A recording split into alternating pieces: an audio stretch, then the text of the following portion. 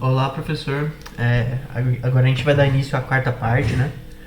Bom, ela é a última parte e ela é pautada na melhora da nossa variável aleatória escolhida, né? A gente vai melhorar o mi que a gente está escolhendo, o mi auxiliar, né? A nossa variável auxiliar. Por quê? Porque a gente notou que tinha um erro relativamente grave, né? Na forma que a gente fez anteriormente, nossa variável aleatória. É, E além de tudo, os P's não foram os melhores escolhidos, assim. Não foram os melhores possíveis a serem escolhidos. E a gente inclusive vai testar, né? No MATLAB, um programinha que testa, né? Os dois algoritmos que a gente vai achar agora, né? Com uma escolha melhor das probabilidades. E o jeito que a gente fez antes, né? Que era uma escolha meio ruinzinha, assim, das probabilidades. A gente vai ver que tem uma diferença, né? Inclusive em tempo de cálculo computacional. Enfim, a gente vai ver que converge muito mais rápido, né? E é muito mais rápido, mas enfim. Tem um problema no método sendo empregado. Só tem. A gente só tem relevância mesmo, né? No que a gente está fazendo se a gente economizar tempo, né? Então, por isso que a gente está querendo otimizar o máximo possível a escolha do nosso Mi. Não faz sentido, né? Se a gente pode escolher um Mi bom, por que a gente não vai escolher ele? Então, a gente tem um objetivo, né? Que. Que assim, a gente precisa escolher uma nova variável de forma que a gente obtenha o S num tempo menor. Isso está diretamente ligado à variância do processo, certo? A gente quer que os S's, a gente quer que os Mi's, né? Os Mi's possam assumir valores de forma que a variância do processo final seja a menor possível, certo? E para isso a gente vai escolher uma probabilidade diferente para cada um desses valores, tá bom? Então vamos lá, né? Vamos começar a escrever aqui. Opa, deu mouse já aqui. Bom, a gente sabe que o S é igual a S1 mais S2 até Sn, certo? E o nosso S é o que a gente estava querendo, a gente impôs, né? Se a gente escrever só isso aqui, a gente está escrevendo uma sequência qualquer. Pode ser uma sequência numérica, pode ser uma sequência só de vetores, do que você quiser. Mas a gente está impondo que o nosso S seja uma matriz, né? Uma multiplicação de matrizes, inclusive. Uma multiplicação de matrizes AB, certo? Inclusive ela é N por N. Porque a forma que a gente escolhe todos os SIs, lembrando, né? Posso voltar aqui para mostrar que a gente já fez isso antes. Mas aqui, ó, os SIs são as colunas Is do A vezes as colunas vezes as linhas Is do B. Eu vou escrever isso lá de novo, né? Opa. Vai ficar assim, ó. O SI é igual a somatório de indo de 1 até N das colunas do A, das iésimas colunas do A, vezes as iésimas linhas do B, certo? É assim que a gente propôs, né? Isso aqui é o produto externo entre duas matrizes, certo? Cada um desses, eu escrevi errado aqui, né? Eu escrevi esse somatório, eu não queria que esse somatório tivesse aqui não. Pronto, deixa eu apagar aqui e... Não é o somatório, né? Cada termo SI é um dos produtos externos, tá? E lembrando novamente, o I continua indo de 1 até N, tá? Porque tem N termos, tá? Então, esse aqui é o nosso SI, beleza? Isso aqui vai ser importante pra gente, tá? Do jeito que a gente tá definindo. Como que eu posso obter a melhor aproximação de S? Então, a gente já discutiu que é uma variável aleatória de distribuição, da distribuição que foi dada antes, né? Deixa eu até voltar aqui. A distribuição que foi dada antes. Cadê? Aqui, ó. Na distribuição que foi dada antes, que é escolhendo a variável aleatória com a probabilidade de 1 sobre n. Lembra? E com esses valores aqui, ó, n vezes SI, a gente já discutiu que ela converge para S, né? Aqui, ó, tá a conta aqui embaixo provando isso.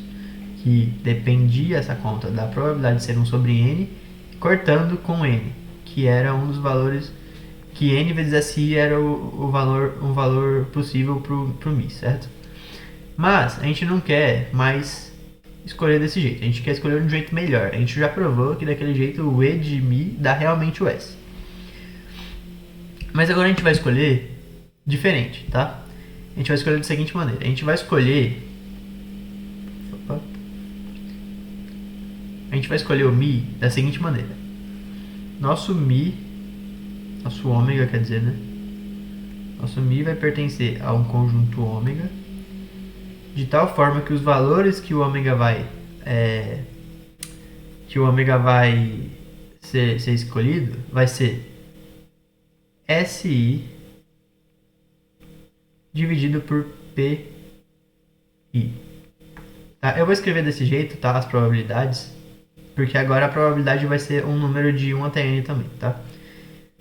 E cada número 1 até n está correspondente ao primeiro valor, o segundo valor, usando S1, S2, S3, tá?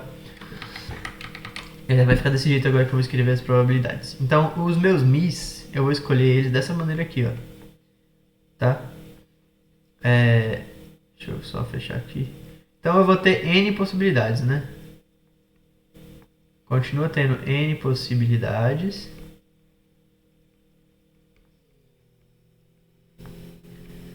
E eu também vou escolher os PIs dessa seguinte maneira aqui, ó. Cada PI vai ser... deixa eu escrever de um jeito melhor, né? O PI, a gente sabe que... A gente não sabe quanto que é ele ainda, tá? Mas eu só vou escrever o que ele significa, né? Que é na nova notação.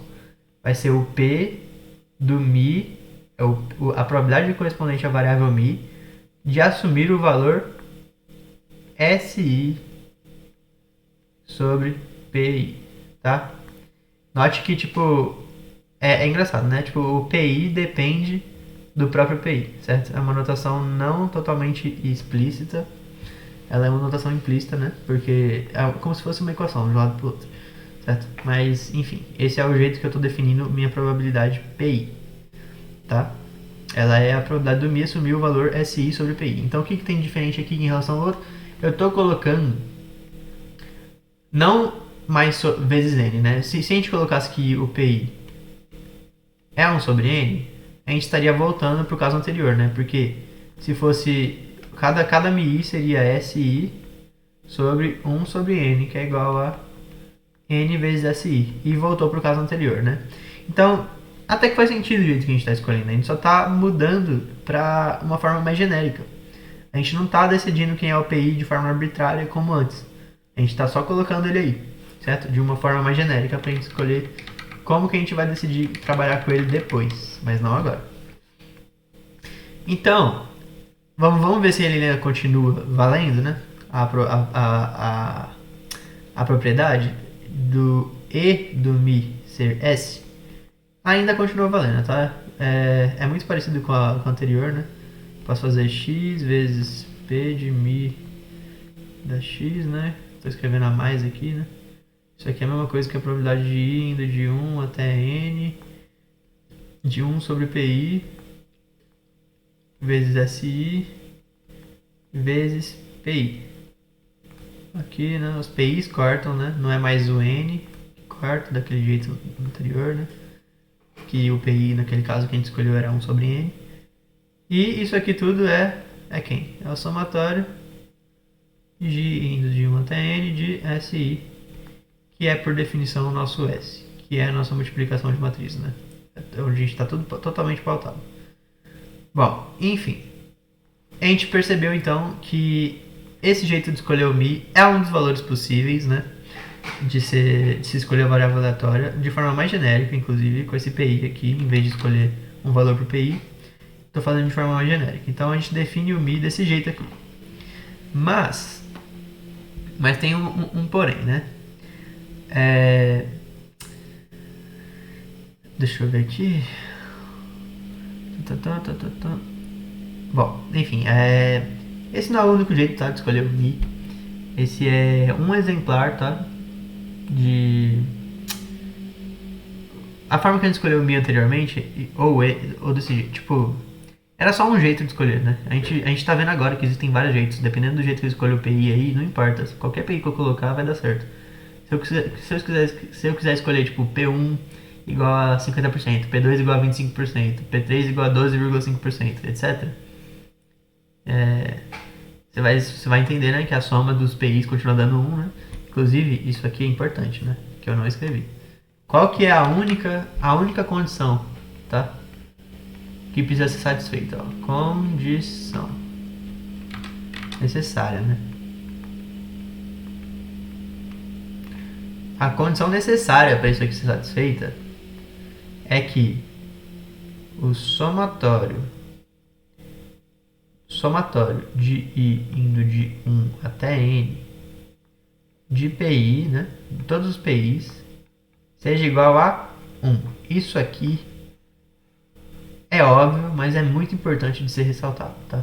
A soma das probabilidades tem que dar 1, né? Qualquer probabilidade que eu escolher, qualquer distribuição de probabilidades que eu escolher, cuja soma dê 1, satisfaz o meu problema. Do jeito que eu defini o Mi aqui, ó, SI sobre PI, qualquer PI que eu escolher de forma que a somatória dos PIs dê 1, tá no jogo. Tá sendo um método de conversão que funciona, né? Porque o E de Mi continua dando S. E é isso. E a gente pode partir para o abraço. Pode continuar o método. Mas a gente não quer escolher o PI de forma qualquer, né? A gente não quer escolher de qualquer jeito. A gente quer escolher de uma maneira inteligente, né? Então, voltando ao que a gente está fazendo até agora. A gente já descobriu, né? Que quanto menor a variância da variável aleatória, mais rápido é o método de aproximação que está associado a ela, certo? A gente já sabe disso. A gente sabe intuitivamente que isso é verdade. Então, mas a gente também sabe que existe uma família infinita, né, de variáveis Mi que satisfazem que o E do Mi é o S. Então, a gente precisa de um jeito de melhorar, né, a escolha dos P's, que é o que a gente está falando até agora. Como que a gente vai escolher os P's de maneira a gente conseguir o que a gente quer, que é a forma mais otimizada possível de diminuir a variância ao máximo? Bom, lembra que a gente falava da variância, né? Isso aí faz um tempo, né? Foi a primeira parte da aula. A gente falou o seguinte, retomando, né? A variância de uma variável aleatória epsilon é igual a E de epsilon ao quadrado menos o E de epsilon, tudo isso ao quadrado, tá? No caso a gente está usando o Mi, né? Mas, do jeito que a gente deduziu isso aqui, não sei se vocês lembram, a gente estava pensando no epsilon não como... era uma variável aleatória, mas o jeito que a gente pensou era de forma numérica, tá? A gente pensou no epsilon como um número, certo? A gente não pensou nele como uma matriz, como se fosse o Mi. O Mi ele assume matrizes como valores, né? O espaço amostral dele é de várias matrizes, certo? Então vai ter só uma pequena diferença, né? Mas assim, eu vou deduzir aqui de forma genérica e eu vou mostrar como que a gente faz, tá? Depois. Então,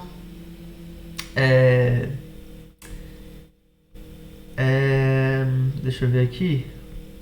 Bom, fazendo por Mi, né? Qual que é o D do Mi? Né? O D do Mi vai ser o E do Mi quadrado, certo? Mas quem que é o Mi que a gente está escolhendo? Daquele jeito. É isso aqui, né? Desse jeito aqui. Quem que é o E do Mi quadrado? O E do Mi quadrado vai ser o somatório, certo? De x vezes o P associado ao Mi de ele assumir o valor x. No caso, quem que vai ser então? Quem que é o Mi? O valor x, no caso, né?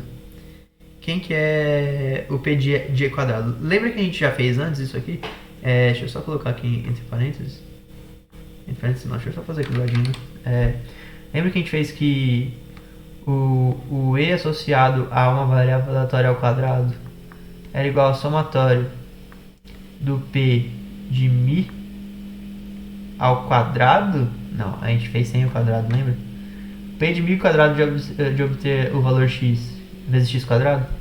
E a única coisa que a gente precisava fazer era mexer nos termos aqui. Por isso que eu nem escrevo de quanto até quanto eu tô fazendo aqui. Eu tô só...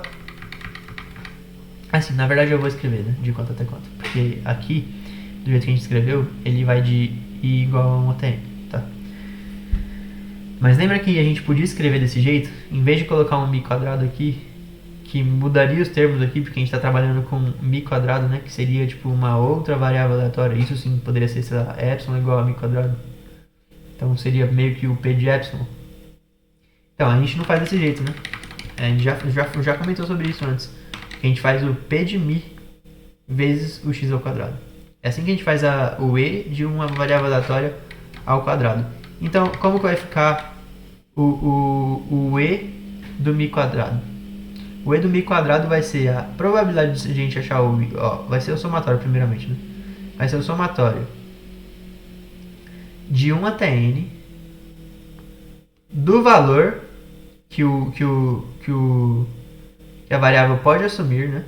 Todos os valores que ela pode assumir, por isso que é de 1 até n, ao quadrado. Porque lembra que a gente está usando aquele truque, né? Então vai ser SI dividido por PI, né? Esses são os valores que a gente está escolhendo agora para o nosso Mi. Isso aqui ao quadrado vezes a probabilidade de você escolher o Mi, né? Que é o SI sobre PI. Que é quem? É só o PI, né? A gente sabe o que é isso. PI, beleza? A gente definiu o PI desse jeito aqui em cima, né? Isso tudo menos o quê? A variância não, menos a média, né? A média não, o valor esperado do E ao quadrado. Quem que é o valor esperado do E? A gente sabe, né? O valor esperado do E não. Quem que é o valor esperado do Mi? Né? O valor esperado do Mi, olha aqui em cima. O valor esperado do Mi é o próprio S. Então isso aqui vai ser S ao quadrado. Certo? E o que a gente acabou de descobrir? Se a gente só cortar aqui esse P com o P quadrado aqui, a gente vai descobrir o quê? Um resultado extremamente importante.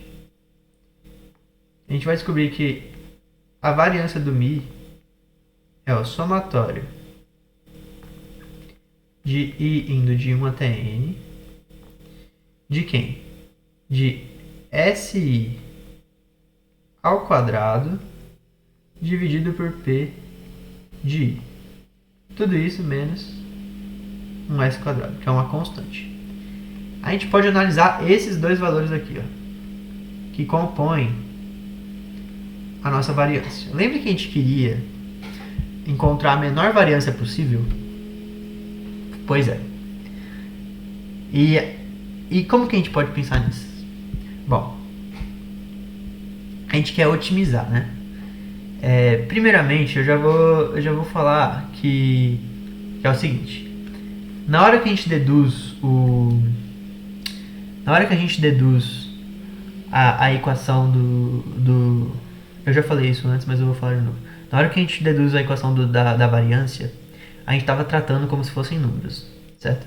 Existe uma diferença aqui, porque o Mi ele pode assumir formatos de matrizes. E quando a gente falou de variância, a gente deixou muito explícito a importância da distância, né? Inclusive a gente calculava a distância quadrática, só que com números fica de um jeito. Com matrizes, a gente não colocou uma coisa muito importante aqui, que aparece. Aparece aqui, ó, o módulo desse valor aqui. O módulo de SI, tudo isso ao quadrado. Essa é a única diferença que vai surgir aqui quando a gente está trabalhando com matrizes. É o módulo, é a norma de SI, não é nem o módulo, é a norma de SI, tá? Aqui deveria existir a norma também, eu não vou colocar em tudo não, eu vou colocar só no finalzinho, tá? Isso aqui é a fórmula final da variância, a gente quer minimizar ela. E o que a gente quer fazer? Minimizar, beleza? Bom, vocês podem tentar fazer direto com matriz depois a dedução lá da variância, ou ver na internet, sei lá. Mas aqui aparece o módulo, tá? Fica o módulo de SI ao quadrado. É módulo de SI sobre PI ao quadrado, né? Só que, tipo, o PI é um número, então você pode botar ele pra fora. E ele é um número positivo, inclusive, né? A probabilidade é maior que zero. Enfim, o que a gente tira disso aqui? A gente quer minimizar o D de Mi, né? Para minimizar o D de Mi, é a mesma coisa que a gente fazer o quê? Ó, se a gente quer, deixa eu escrever de outro jeito. Se a gente quer, ó, portanto, minimizar o mid d, quer dizer, o d de min, né? Falei errado. Implica, é um sem somente c no caso, em você minimizar esse primeiro termo aqui, concordam? Que é o que? É minimizar o somatório de I indo de 1 até N do módulo de SI sobre o PI, o SI ao quadrado, certo? Porque esse termo aqui é uma constante, então ele não vai mudar. Então eu quero minimizar esse termo aqui. E aí que vem toda a história, né? A parte bonita da coisa. Primeiramente, deixa eu escrever aqui, né? Embaixo aqui. O módulo do SI. Lembra que o SI era escrito desse jeito aqui? Bom, enfim, eu não vou escrever desse jeito, tá? Mas eu poderia, né? Mas não vou. Agora vem a parte mais bonita, assim, da coisa, né? Para minimizar isso aqui, a gente vai usar a ideia dos multiplicadores de Lagrange. Então a gente vai fazer o quê? Multiplicadores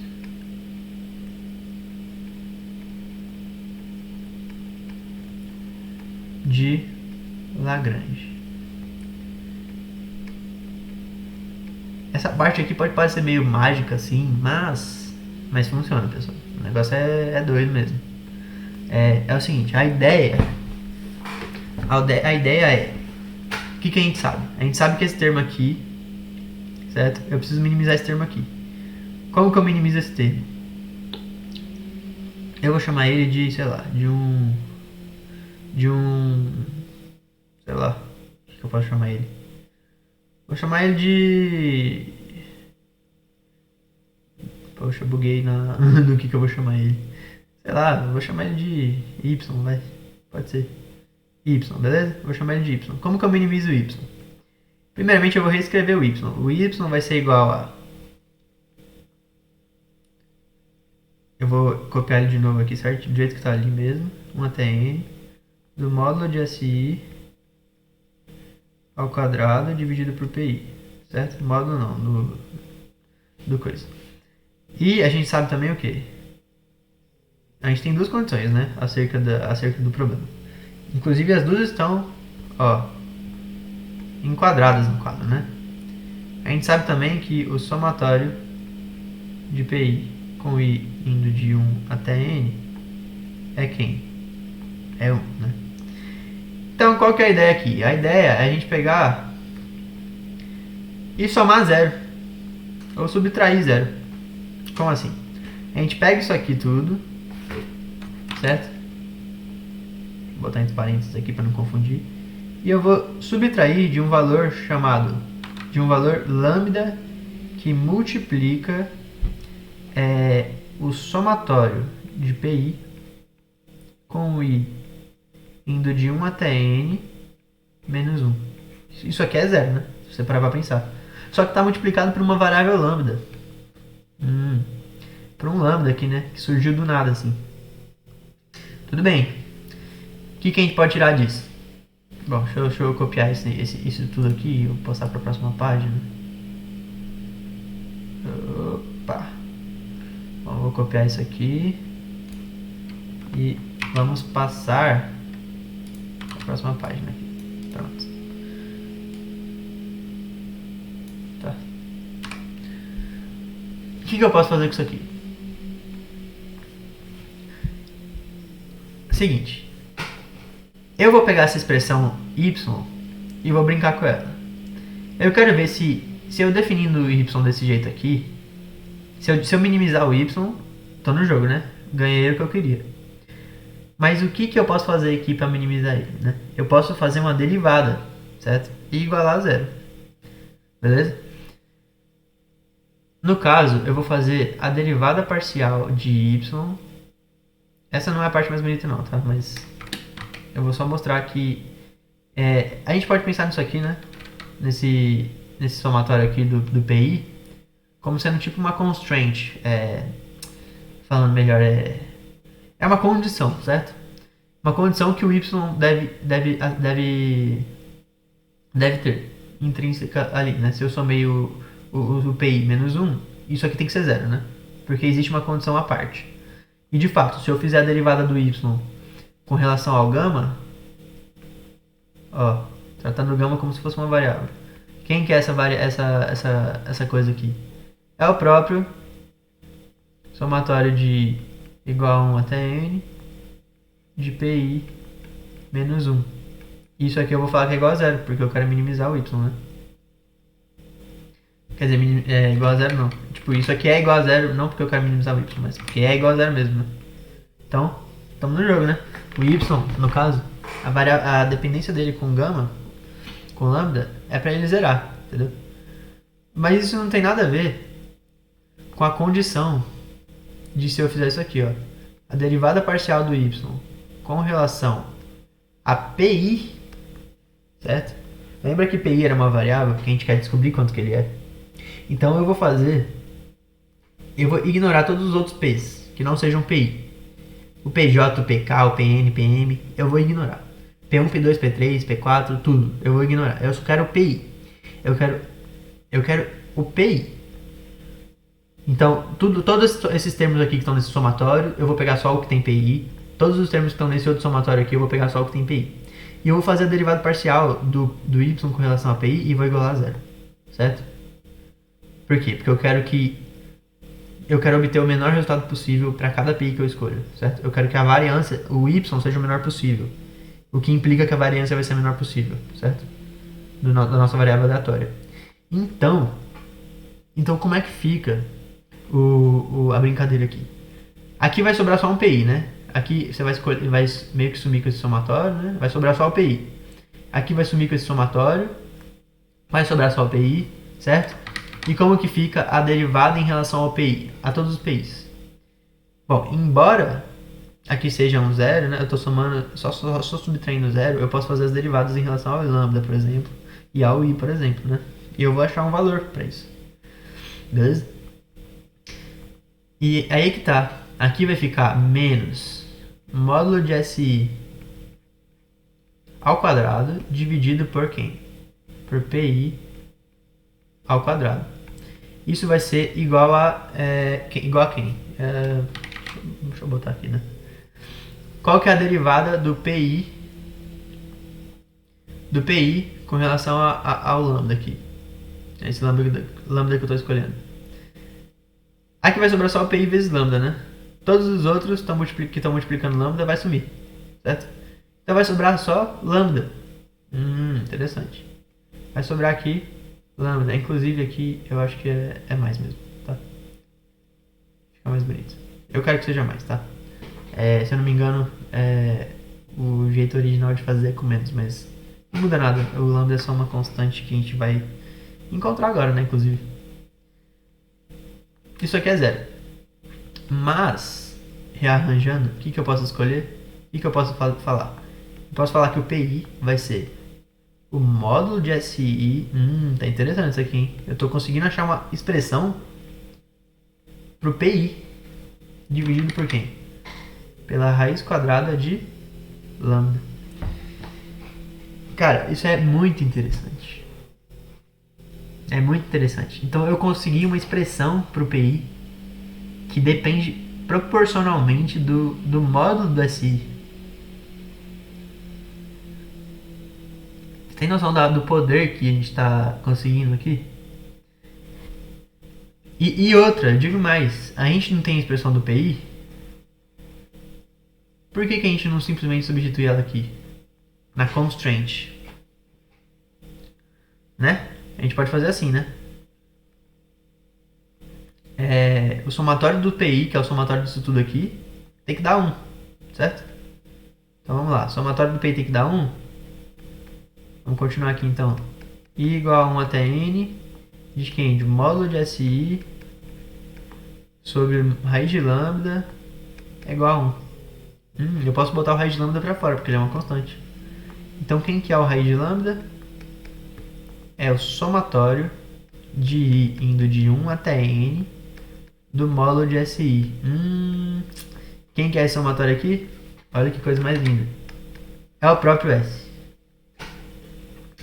Portanto, a gente acabou de descobrir qual é a variável, quer dizer, qual que é a distribuição de probabilidades, quais são os PIs que fazem a variância do nosso MI ser o menor possível. É o módulo de SI dividido por S. Isso aqui é o jeito que a gente descobre o melhor PI possível, tá? Bom, é assim, tá? Me dá um minutinho só. Só um segundo, né? Eu me confundi aqui numa parte. Novidade, né? Eu vou apagar essa última parte, tá errado o que eu escrevi. Até aqui. Bom, até aqui tava certo, né? No caso, o somatório da norma não é o S, né? É outra coisa. Enfim. Aqui a gente pode pensar no seguinte, né? O SI, a gente pode pensar dessa maneira aqui, ó. Continuando, né? Eu tinha feito errado nessa parte. Por isso que eu tava achando estranho. Bom, indo de 1 até N, quem que é o SI? A gente sabe que o SI é dado por isso aqui, ó. Certo? Ele é a multiplicação de matriz, a multiplicação de um produto externo, né?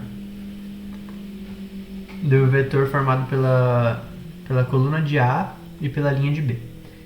Então a gente vai escrever ele dessa maneira, né? Ele é a norma de AI da coluna a coluna I de A e da linha I de B. Mas a norma disso aqui a gente consegue falar que é quem? Então eu vou continuar aqui escrevendo, né? Então quem que é o raiz de lambda lá? O raiz de lambda, ele é o somatório de 1 até N de quem? Do módulo do AI da coluna I. Módulo não, né? A norma. Vezes a norma da linha I do B. Certo? E é aqui que a gente está ganhando alguma coisa. Beleza? Portanto, ó, no final das contas, nossa probabilidade vai ser escrita, deixa eu só escrever na forma final dela, o que é uma coisa muito linda. Ela vai ser escrita dessa forma aqui, ó. Somatório indo de 1 até N de quem? Do módulo do SI, certo? Dividido por quem?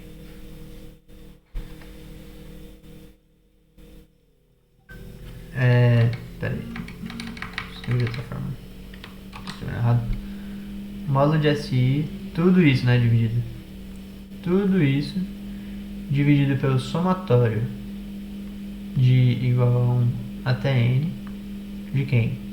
Da norma de cada coluna da iésima coluna de A vezes a norma da iésima linha de B, certo? Essa é a expressão final para nossa probabilidade. E qual que é a função dessa probabilidade, né? A gente descobriu que ela minimiza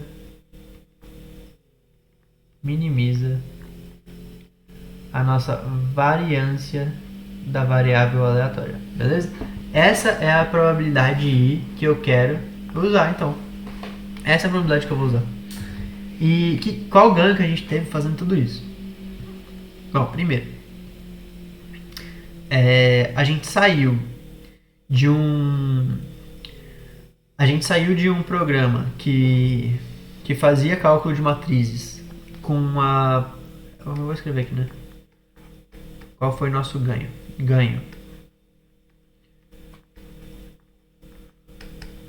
A gente saiu de um programa que fazia O de N cubo, mas devolvia algo exato, pra gente sair, pra ir pra algo que, ó, vamos ver aqui. A gente tem que contar pro nosso método funcionar, a gente tem que saber a probabilidade das variáveis, certo? E para fazer o cálculo de cada probabilidade, a gente precisa do quê? A gente precisa fazer o somatório disso aqui e disso aqui. Mas qual que é o somatório desse termo aqui de baixo? ele depende de n, né? O somatório do termo aqui de cima também depende de n, certo? O a e o b a gente tem. Então, cada uma dessas contas é O de n, beleza? E elas não são interdependentes entre si. Eu faço uma, depois eu faço a outra. Então, para achar a probabilidade é O de n, certo? A complexidade. Vamos supor, O de 2n, sei lá. Vou deixar O de n, certo? É linear. O importante é esse. O importante é que é linear. O cálculo do módulo de SI, da norma de SI, aí já é um pouco diferente, né? Porque eu estou fazendo o somatório da norma de SI agora. Tá meio estranho, né, isso aqui.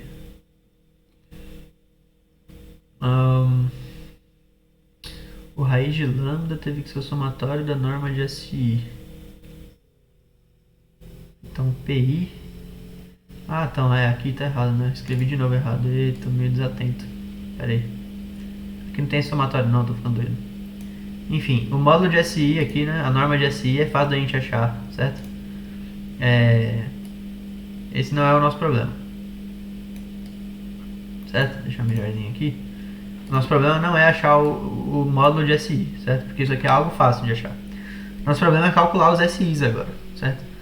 E aí que tá o problema. Eu preciso calcular todos os SIs. Assim, teoricamente eu preciso, né? Pra ter todos os PIs.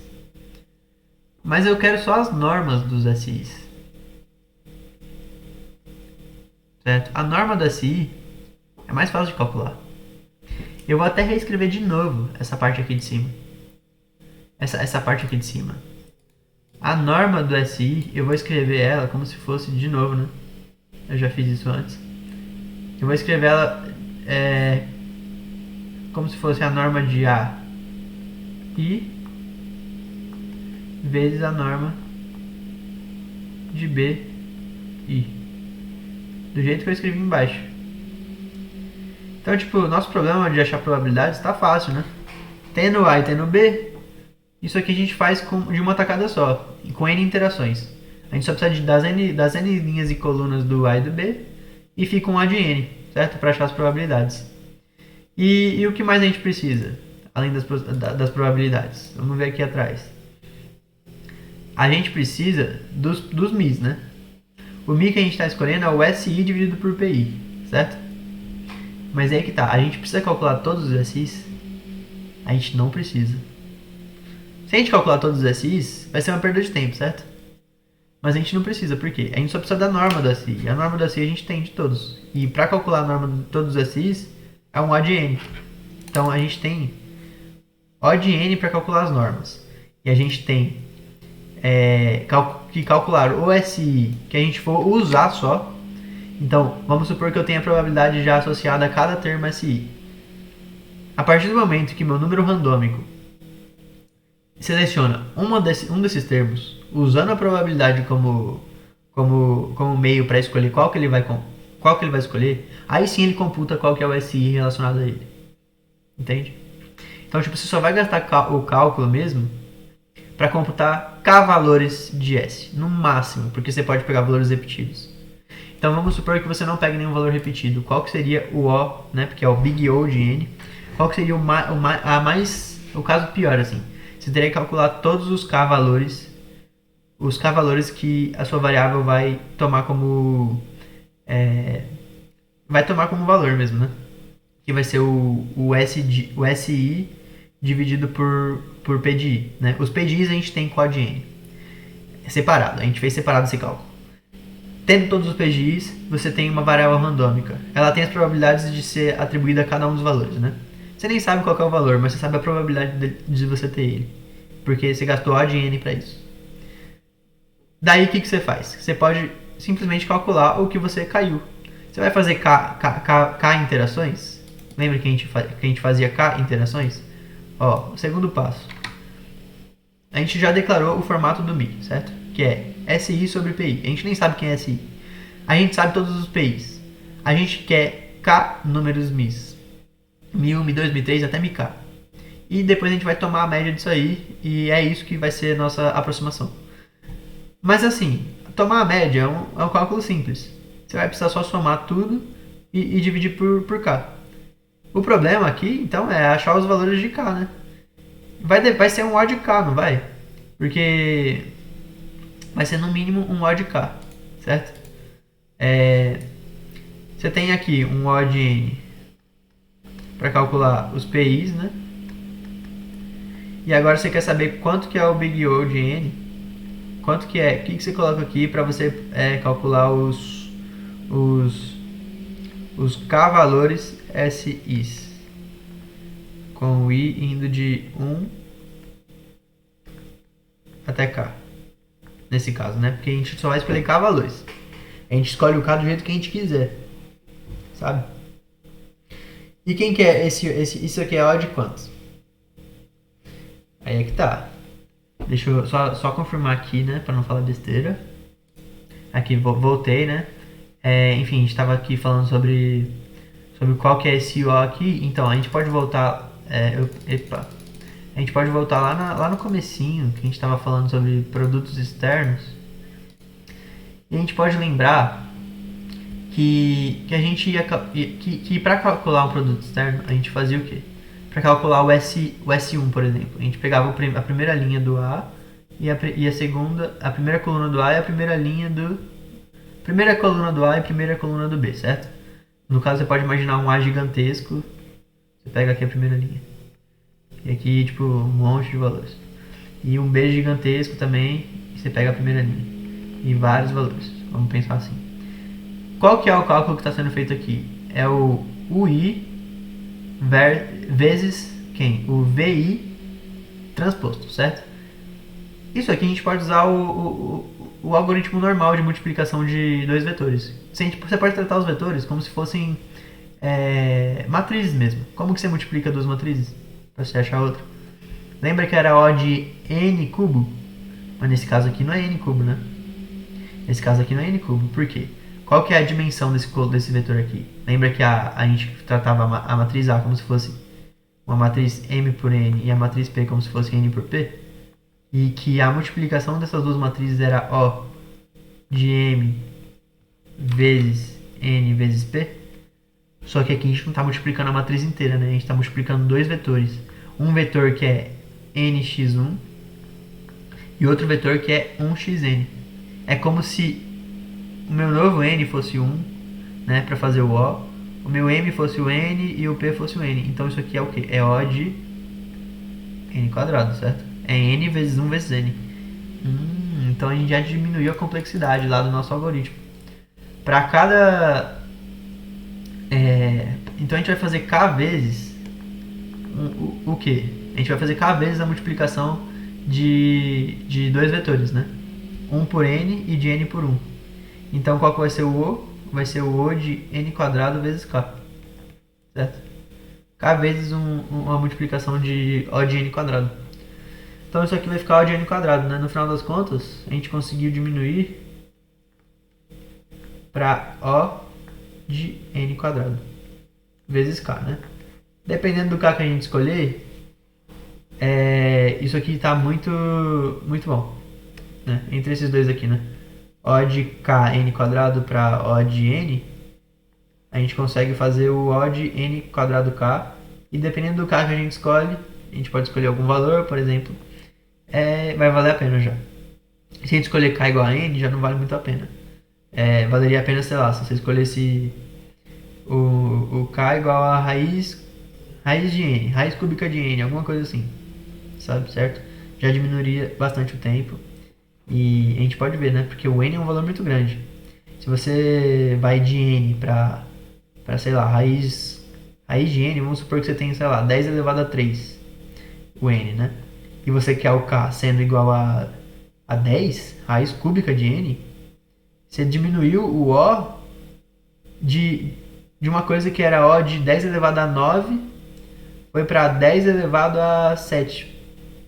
Você diminuiu o tempo em 100 vezes.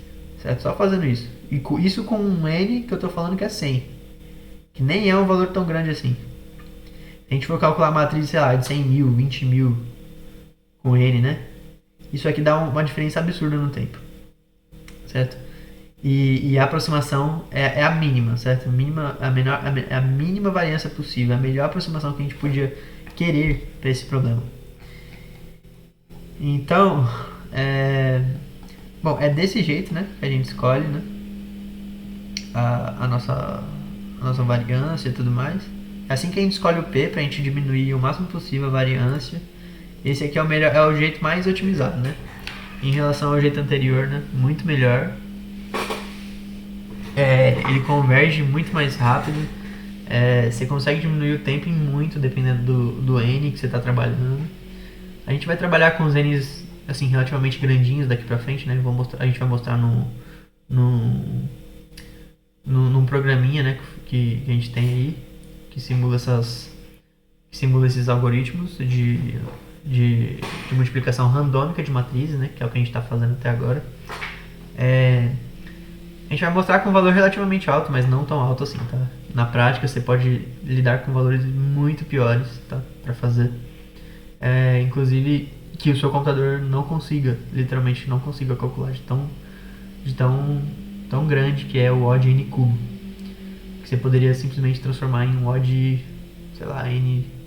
Não é um ganho super gigante assim, mas fica muito melhor, né? Mesmo que você consiga economizar, sei lá, 30 vezes o valor do tempo, certo? Você consiga 30 vezes menos, 30 vezes mais rápido fazer alguma coisa, 20 vezes, 30 vezes, já é muito melhor dependendo do contexto que você tiver. Inclusive você pode usar para números não tão grandes assim também. Por exemplo, algo que demoraria, sei lá, 5 segundos, você pode fazer em 0,5 segundos. Sei lá, dependendo da aplicação, talvez seja interessante você ter um tempo de alguns segundos em vez de minutos, ou alguns milésimos de segundos em vez de segundos, sabe? Ser um tempo grande ou não é relativo, dependendo do caso, do que você está trabalhando. Um exemplo de aplicação prática poderia ser em inteligências artificiais, né, em redes neurais, que você precisa fazer um cálculo de uma matriz, por exemplo. Uma matriz sempre você vai ter, né? Imagens são matrizes, por exemplo. Você quer, sei lá, falar que uma imagem é parecida com algum objeto que sua inteligência artificial quer reconhecer. Você não precisa fazer o cálculo certinho para ela reconhecer. Você pode fazer um cálculo mais ou menos que seja aproximado, até porque, tipo, muitos algoritmos de inteligência artificial utilizam esse conceito, né? De você ter algo aproximado e bater, sei lá, 98%. Sei lá, você quer que sua IA reconheça um cachorro. Você tira a foto de um cachorro e ela reconhece que ele é 80% cachorro, 5% gato, sei lá, alguma coisa assim. E ela vai falar o quê? Que é um cachorro, porque a maior porcentagem diz que aquela foto representa um cachorro, né? Segundo o banco de dados da IA. E você não precisaria fazer uma foto perfeita, né? Vamos supor que envolva alguma multiplicação de matrizes no meio da obtenção dos dados, etc. O tratamento de dados. Você poderia fazer uma multiplicação aproximada, ganhar tempo, receber o resultado em milésimos de segundo em vez de segundos. Sabe? Você poderia ter ganhos, dependendo do tamanho da imagem também, né? E tudo mais. Dependendo do problema. Tudo depende do problema que você for usar. E existe outro fato também curioso, né? Do jeito que a gente fez aqui, é focado para matrizes, mas a gente não precisa fazer só com matrizes, não. A gente pode aplicar esse método, essa mesma ideia, para, por exemplo, descobrir séries, né? Somas de séries, somas infinitas, somas finitas, que tenham um número muito grande de termos. A gente pode pegar os termos com mais probabilidade, né? Outra coisa que eu queria comentar também, esse termo aqui da probabilidade, lembra que eu falei que a gente está trabalhando com uma soma de qualquer jeito? Mesmo que não seja soma de números, seja soma de matrizes. Você percebe que esse termo de probabilidade que minimiza a variância, ele é diretamente proporcional ao módulo, né, do SI, a norma do SI. Quanto maior o SI, maior a relevância dele. Basicamente isso que ele está falando. Porque a gente está fazendo uma soma, certo? Se você soma 10 com 1, dá 11. Qual termo foi o mais preponderante, assim, o mais significante para dar o 11? Foi o 10, né? Não foi o 1, foi o 10. Se você usar uma variável aleatória nessa soma aí, com certeza você vai dar muito mais porcentagem de chance para para variável aleatória bater no 10 do que bater no 1, certo? E é isso que a gente está vendo aqui na prática, né? A gente está fazendo aqui com matriz e tudo mais, né? E ele realmente dá em função da norma de cada termo, SI, certo? Que é essa norma aí, norma de AI vezes a norma de BI. Que é algo que a gente consegue calcular de boas, tranquilamente. E é muito interessante pensar nisso, né? Que a gente nem pensava, nem precisou pensar nisso, mas intuitivamente falando, realmente, né? A gente está fazendo uma soma de termos. É claro que o termo que tiver a maior norma é o mais relevante. Se parar pra pensar, é intuitivo a ideia. A ideia é muito boa. E dá pra você fazer diversas aplicações em outras coisas também, sem ser só matrizes. Bom, enfim, é isso, professor. Agora a gente vai só demonstrar na prática, né, o algoritmo sendo usado. Muito obrigado aí pela atenção. Ficou meio grande assim o vídeo, eu sei, mas espero que tenha sido bem proveitoso assim, que tenha dado pra entender, né, o método e tudo mais. Enfim, obrigado, até mais.